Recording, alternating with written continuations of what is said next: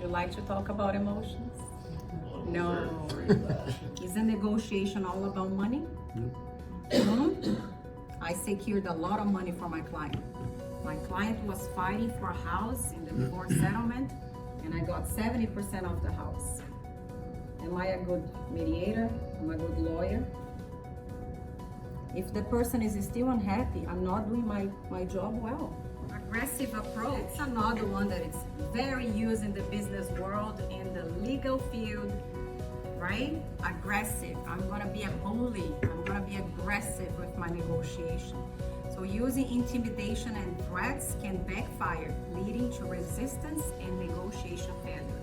Lack of trust. If one party suspects that the other one is not telling the truth, we are not moving forward.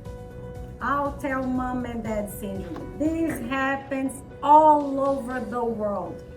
And that's why our courts are so packed, because people keep acting like a little child. In the future, I'm gonna implement this into my practice.